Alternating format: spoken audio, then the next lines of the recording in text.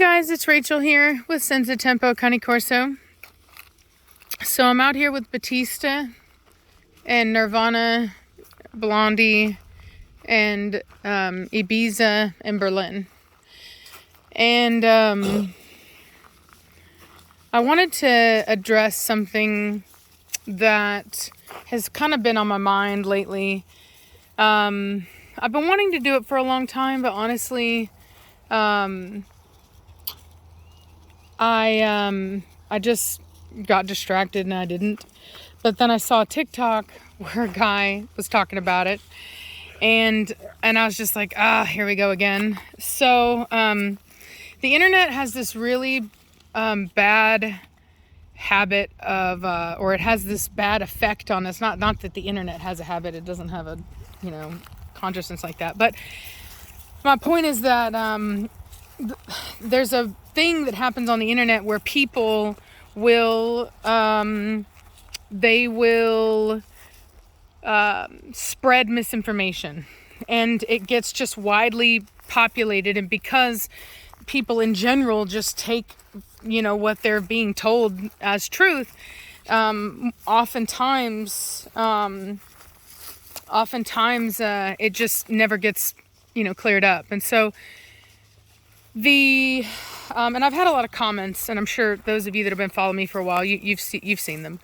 So there's this guy, and I don't even remember his name right now. For me personally, it doesn't even matter. But I mean, I'm sure you can look it up. There's a whole thing about the alpha, the guy that had made the study that said that that wolves have an alpha and that whole thing. That guy had basically went back on what he said, and he said, I changed my mind. In fact, it's not true. He went and he studied wild wolves, and he decided at that point that he was wrong, and that wild wolves don't act like that. And to that, to me, when I read it, it was like, to me, it was common sense. Is really no different than the way that any social animal is outside of its own environment. So, for example, I'll give you a completely different animal, which would be the orca whale, also known as the killer whale. And so they live in matriarchal societies, meaning that it's the oldest mother and all of her offspring and her offspring's offspring. And that's what makes a family unit. And basically the oldest female is the one who is the main leader. And that's also the case in horses. You have the lead mare, And then of course you do have the stallion, but the lead mare is always there. Stallions come and go. Come on, in the wild. Come on. And so, and the difference being that with wolves, the mother and father are there, and then it's their offspring, and usually not their offspring's offspring. Although there have been cases where the alphas allowed a younger member to have pups. Now, there are also cases where wolves that were not from the same family group were accepted into family groups, into packs. And so that does happen, and usually they are one of the lower animals, lower in the pack. And basically, I guess my point to all of this is that when you take an animal out of its natural environment, out of its natural breeding patterns and family patterns, then you are going to see different behaviors. No, ma'am. Than you would see if they were left to their own devices in the wild. However, that does not negate what he saw in the captive wolves. It was still true, right? His observations were correct. It just wasn't correct for a setting in the wild. And so there would have been no reason to assume that just because something happens a certain way in captivity, that it would be the same in the wild. That was, I guess, what I would say would have been the incorrect assumption, with the incorrect conclusion from his study, is that wild wolves would act the same, right? But the reality is that when we're talking about an alpha, right? So many people, it's really a trigger word for them. And an alpha theory's been debunked and blah, blah, blah. The reality is that no, it hasn't, because what you have not debunked is social hierarchy. And a social hierarchy is just another word for the dominant structure, the dominance hierarchy, right? Where you would have a leader and etc. Now, I will say that many people have a very distorted view of what an alpha is. They think that an alpha is a dictator. Get out of that. They think it's a person that rules with an iron fist and wins every single time and forces everyone to their will, and that's not what an alpha is. And so if you think that way, then yeah, you're not going to be able to see the behavior for what it is, because you have a fundamental misunderstanding of what it even means to be a good leader. But having said that, for me, I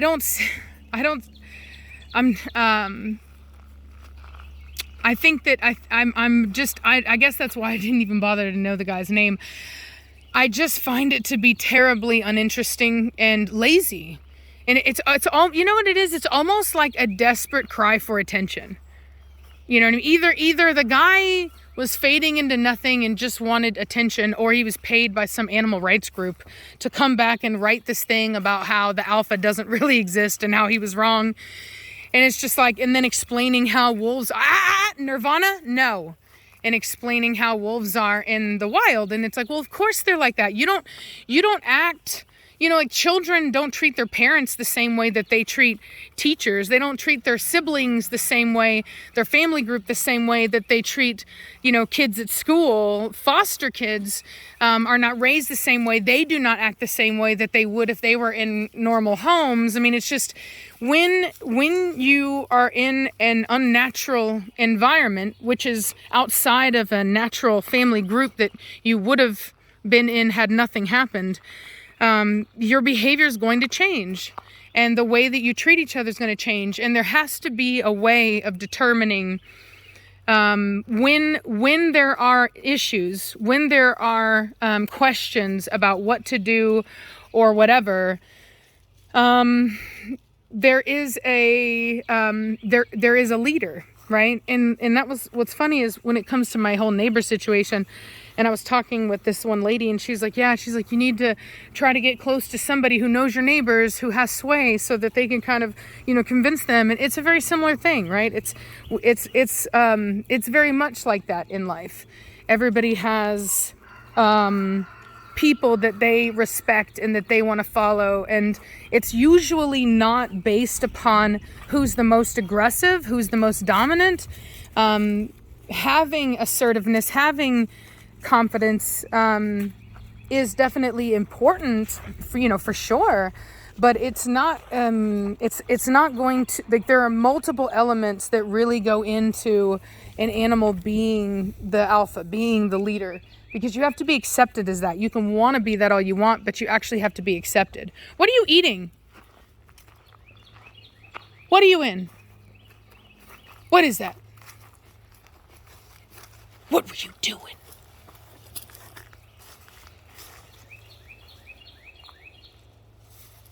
I don't see nothing. Come on. Psst. You get. What do you got in your mouth? Drop that. Psst. Batista, come here. Right here. Let me see. Let me see what's in your mouth. Oh, just grass. All right, whatever. Need your baby. Yeah, as crazy as people think he is, he's not that crazy. So anyway, I guess to me, when people try to tell me that the alpha theory is debunked, I just laugh, because it's just like, if you actually read what he said and then you apply basic logic, and you just think about it, just for a moment, just compare it. Like even to yourself, although I would normally say not to compare dogs to yourself because humanizing dogs is usually not good, but just in general, any animal that you take out of its natural environment is going to alter its behavior. It just is, particularly if it's a social animal and you put it around a bunch of its kin, not in a family sense, but you put it with its own kind, and then they have to sort things out. They have to figure out a system to live together, and that's that social hierarchy at play. And so in wolves, we've decided to call the leader of that system we've decided to call that animal the alpha. But it doesn't really matter what you want to call it. You can say that there's no alpha, that's fine, whatever. But there's somebody at the top of that social hierarchy. There has to be. Or there would be just sheer chaos all the time. There'd be fighting and just trying to kill each other all the time. So obviously that can't work. So Blondie, come on, let's go get out of that now. And so anyway, so that's just kind of something that's just annoyed me. We see it in orcas in captivity. We see heightened aggression. We see a very clear dominance hierarchy in those environments, and conflict, enforcement. They rake each other and hit each other with their tails and such. So it's just what it is, and you wouldn't see those same behaviors in the wild population to the extent. I think that there's still disciplinary measures. You're still going to get raked every now and then. You're still going to have that, but it's probably a much more harmonious system than what you see in captivity, which, honest to God, is really what I see in my dogs. Like, my dogs know who their mothers are. And so, like, Nirvana, even though she's a very dominant female, is extremely submissive to her mother. She never challenges her mother, like, ever. And Blondie knows that Preacher's her father. Don't ask me how, but she does, and she's very submissive to him. These two puppies, even though their mother hates them, she's just not. Give me that. She's not a very. She's just not a very loving mother, even though her mom is. But Nirvana, but they're very submissive to her anyway. And I will say that she's very much like her mother in the sense that she loves babies and she's really sweet. But Nirvana is just a super alpha female. No, Blondie, it's mine. It's my toy. It's too small for you guys. This is a puppy toy. You can't have it. No, you can't have it. And so anyway, so I've noticed that very similar to wolves in the wild, my family groups are more harmonious than unrelated animals. And that's just what it is. And they're not even in the wild, and I'm already seeing that. So I think that his conclusion that it's only in the wild isn't even true. If you had a strictly natural group like that, you would probably still have it would be pretty harmonious. But the problem is that it's not easy for them to do that, because most zoos and stuff are trying to preserve, and they have breeding groups, and so they need to have unrelated animals, and they need to move animals around and do things like that, and that is going to create an unnatural environment, which will then result in more conflict. Psst, wait, where are you going? So anyway, I hope that helps explain things. Like I said, it's pretty, really it's pretty basic stuff, but I think it's basic for me. Maybe that's not the nicest thing to say, and I don't mean any offense by that, but I spent my life watching like animal documentaries, all kinds. I will say I don't like monkeys very much, but even on a bored day, I would watch stuff about monkeys. And I will say I like gorillas, but I'm not big on like chimpanzees and like other monkeys. But anyway, having said that, when you watch enough of that stuff, even fish and stuff like that, like everything has a hierarchy, everything, even lobsters, like it's just the way it is. You know what I mean? It's literally just the way it is. And accepting that is crucial to being able to have a lot of these more dominant, large, stubborn breeds of dogs.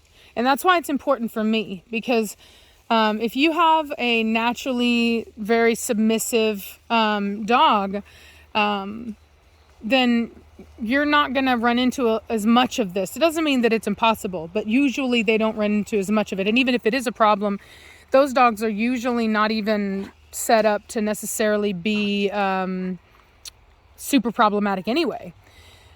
But these guys here, you really have to accept that. You have to be aware of it. You have to manage that and, respect them for who they are.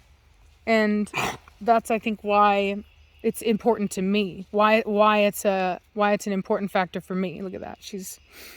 Look at her figuring out that she's pregnant. See, she smelled her tatas and then smelled her yoni. Quit trying to eat all the grass. I'll feed you in a minute. Chingo. What, sweet baby? Good, my sweet baby. You want to say hi? You want to say hi? You want to say hi? Number one puppy. Number one Cane Corso puppy in all of 2020. Oh, heck. Just thought my shoelace was untied. So anyway, I hope you guys are having a good day. Hopefully she'll do it too. I'm hoping. She's really nice, man. So I'm hoping that she matures as quickly as her mother did. Her mother really matured very quickly. She's a very impressive dog at a young age. But we'll see. Yeah, Berlin, he's got a ways to go. Poor dog needs cherry eye surgery. So, but he'll be all right. So, in the list of things that can go wrong for us, cherry eye isn't a big enough reason to remove a dog from the gene pool. Look at him. Look at Batista distracting her. Oh my gosh. Look at him being such a hard butt. This is what's funny about Batista, right? Is that Batista, hey, Nirvana, heel, heel, Nirvana. I didn't want her getting run over. Oh God, really, Blondie? Still got him. You are a hot mess. You know that? You really are a hot mess. Look at you. You were like, and I'm still gonna get you. He didn't save you. Batista, you're trying to be a good man. You tried to help that boy out, and I appreciate that. What a sweet boy. Anyway, so basically what that was is that Blondie was getting on to Berlin, just kind of dominating him, pushing him around a little bit. And Batista tried to distract her and get her to stop. So she went after Batista, but then came over to make sure that she got onto Berlin just to make a point. And that's an alpha for you. You know what I mean? That's an alpha for you. She's communicating to everybody when they're doing wrong, what's going on.